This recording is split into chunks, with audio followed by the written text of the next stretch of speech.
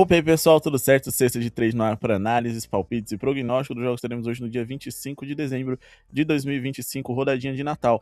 Um Feliz Natal a todos e no vídeo de hoje vamos acelerar aqui o nosso vídeo, porque apesar da rodadinha ser mais curta, a gente precisa aproveitar o tempo com a nossa família, claro, fazendo aquela betzinha ali escondidinho, acompanhando os resultados da NBA, sempre se baseando em números e estatísticas. É assim que a gente trabalha no Sexta de Trade, é assim que a gente não só é lucrativo, mas também ensina você a ser um tipster do mais alto nível, através do conhecimento, de informações e as melhores ferramentas que você vai alcançar novos patamares, sem promessas mirabolantes, sem odds múltiplas ali de 50, e sim com muita paciência, calma, estratégia e com muito foco nas melhores informações. Então, mesmo que você discorde das nossas opiniões, é sempre bom assistir a nossa análise diária aqui, porque a gente sempre traz algo extra para agregar na análise da galera. Então já se inscreve no canal, ativa o sininho para não perder nenhum vídeo, nosso grupo VIP está na tela aí embaixo, preço promocional aí para vocês nesse Natal, apenas R$ 30 o primeiro mês, ou 49 para você ficar por 2 meses.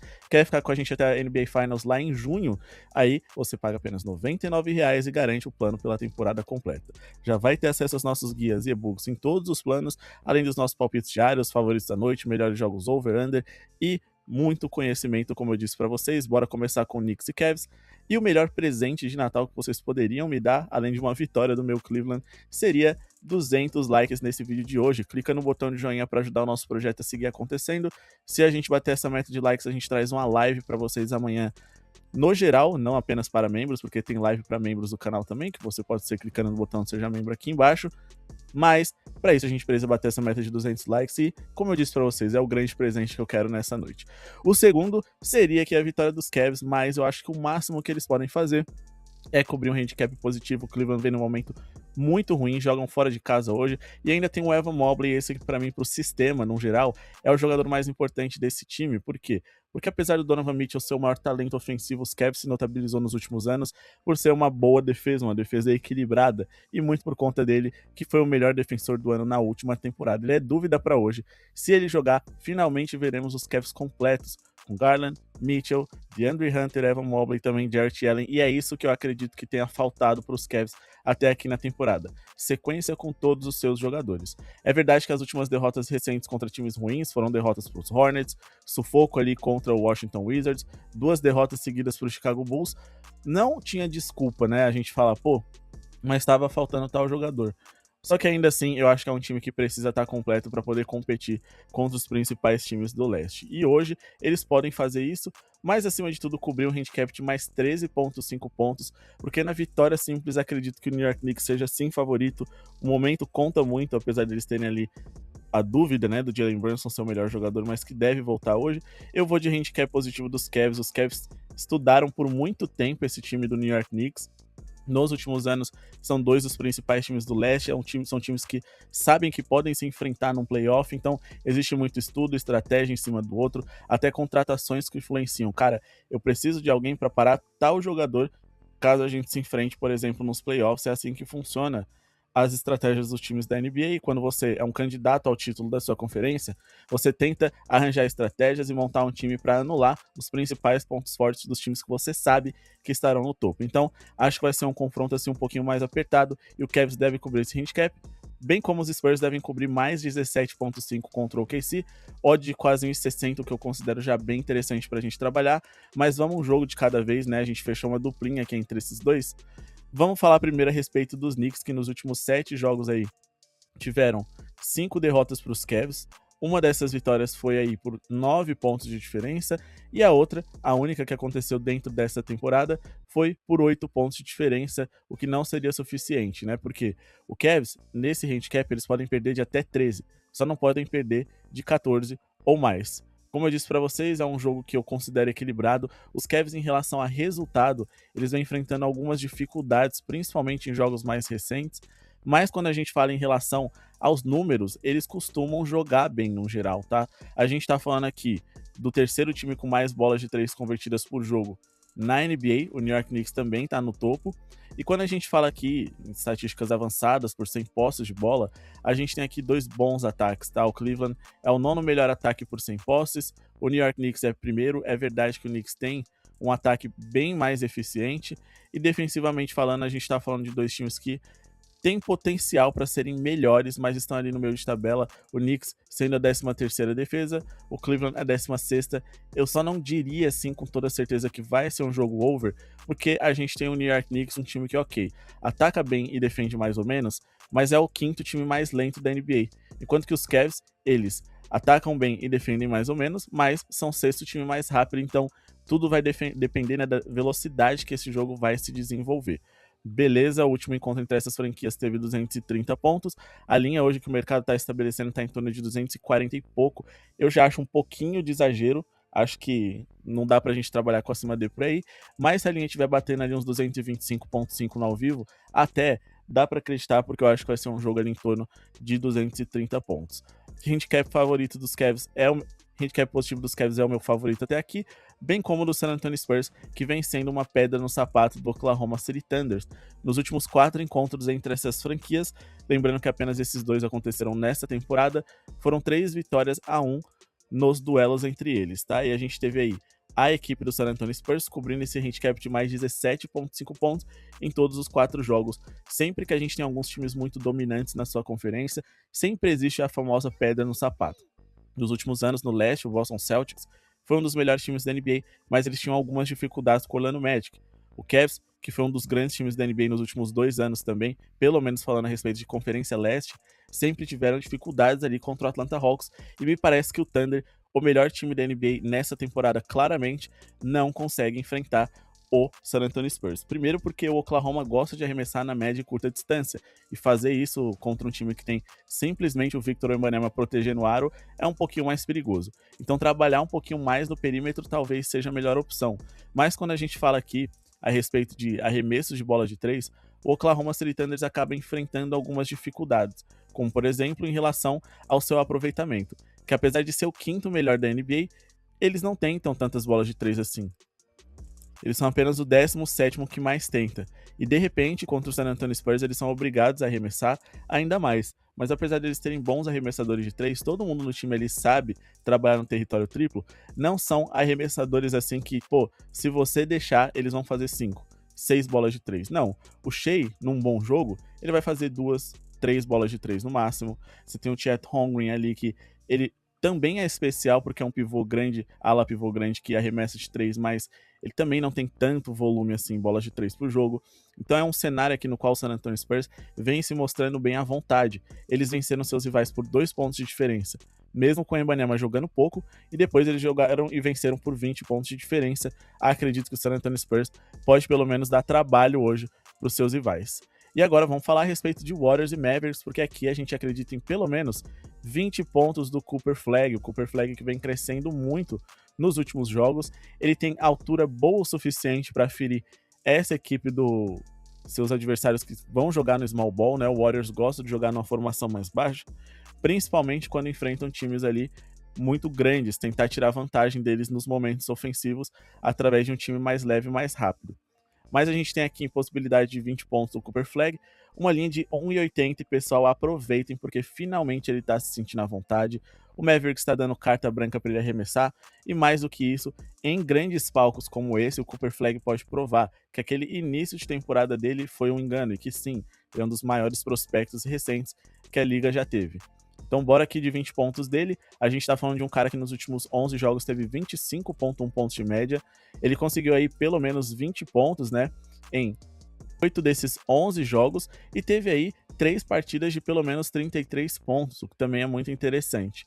Ele conseguiu pontuar bem até contra boas defesas, como a dos Pistons e também a do Miami Heat, que é uma defesa interessante por 100 posses de bola, e ficou por apenas um pontinho contra o Houston, que também é uma defesa top.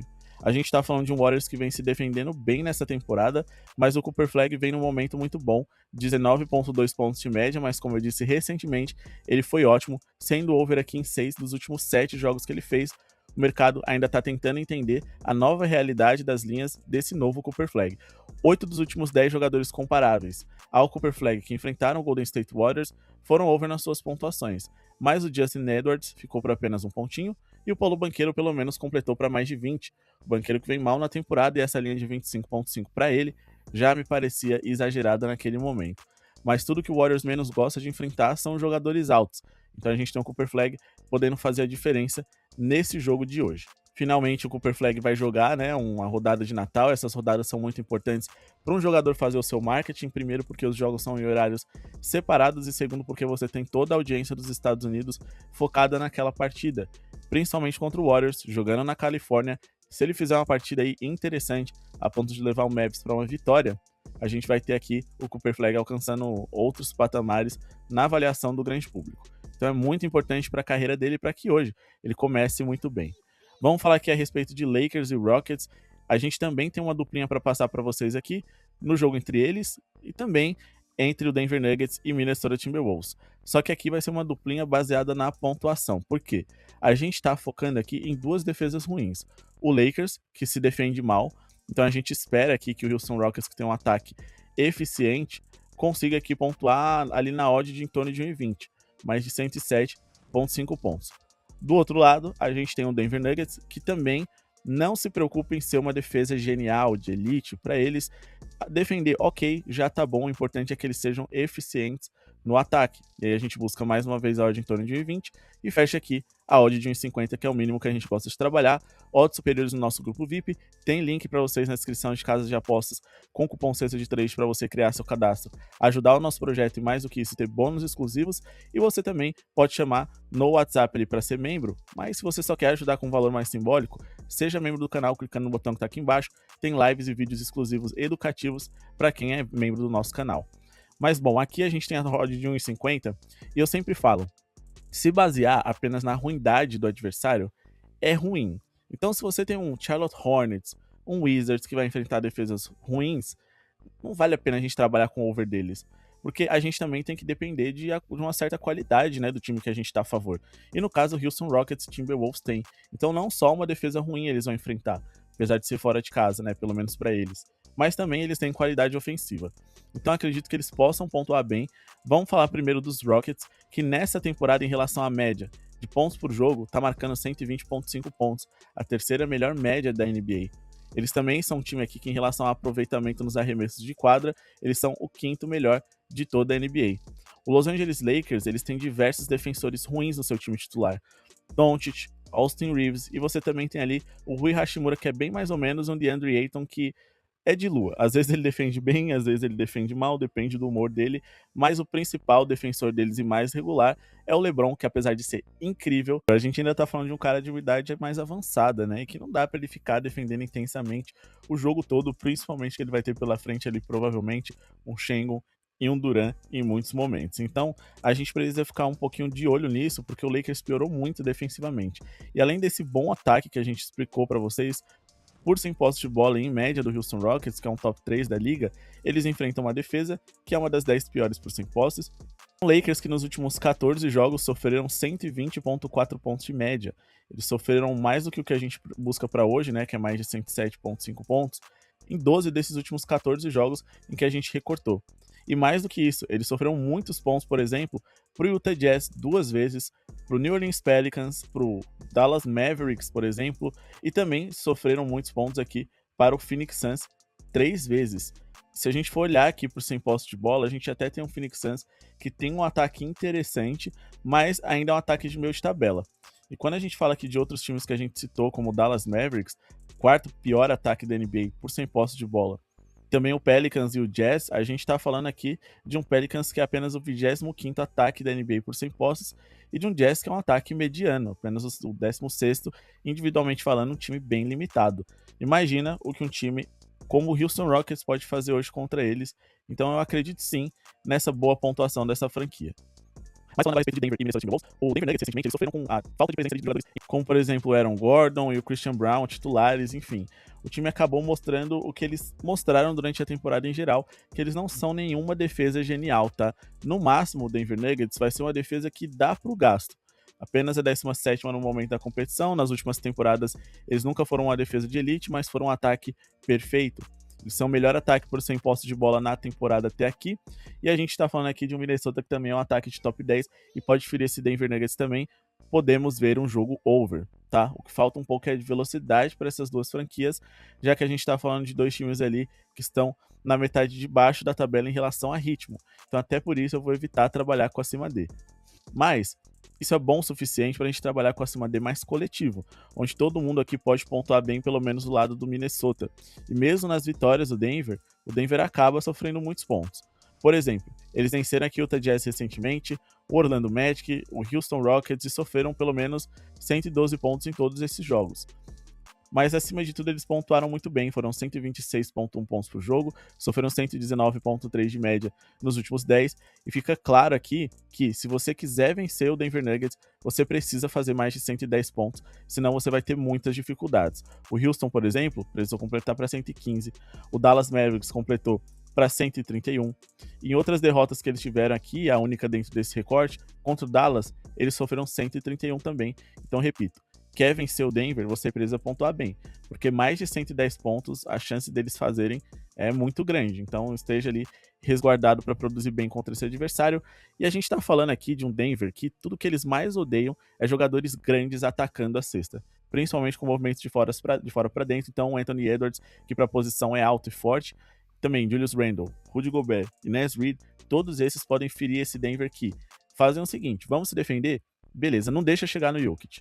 Vamos defender ali na primeira linha. Se alguém passar e atacar o Jokic não vai se esforçar tanto para defender, porque se ele fazer falta e ficar pendurado em falta, nosso time vai ser destruído. A gente depende dele em quadro para o sistema funcionar. Então não dá para ele ficar se pendurando em falta. Então, atacou a cesta do Denver Nuggets, a chance de você pontuar é muito grande.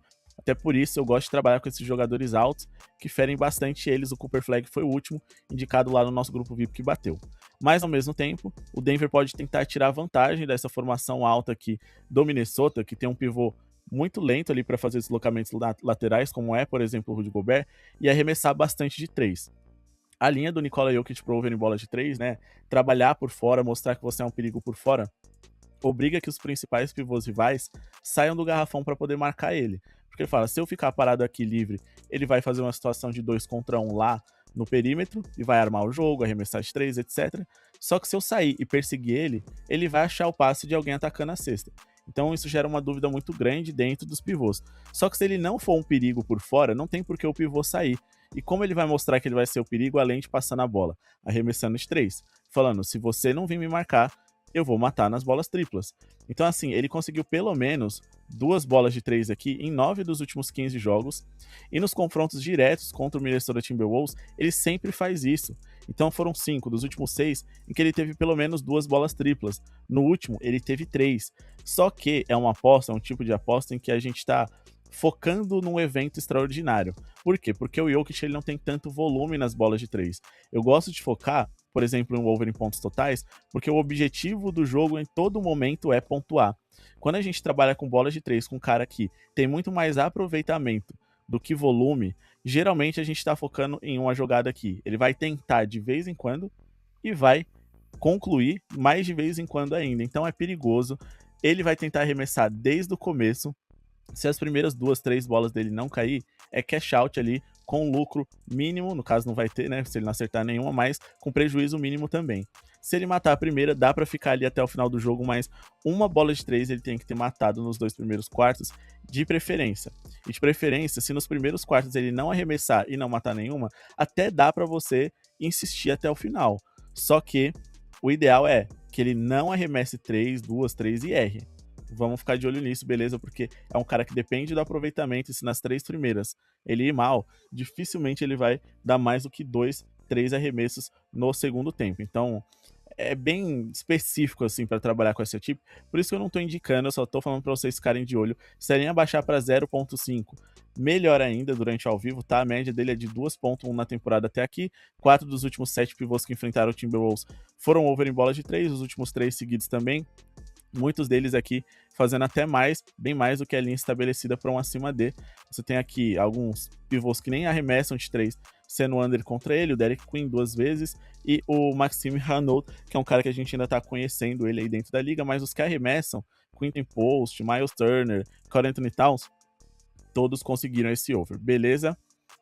Quando olhamos aqui em defesa versus posição, o Minnesota, eles são o 6º time que mais permite bolas de 3 convertidas para pivôs na liga, então é um cenário interessante para o Jokic poder produzir. Bom, pessoal, esse é o vídeo de hoje, espero que tenham gostado, não se esqueçam de se inscrever no canal, boa sorte a todos, muito obrigado pela sua audiência, tem palpites, exclusivos lá no nosso grupo VIP. Segue a gente nas redes sociais, @ceststrade, @leléo, e também tem o nosso grupo gratuito aqui de promoções. O link tá embaixo para vocês. Muito obrigado pela sua audiência e falou!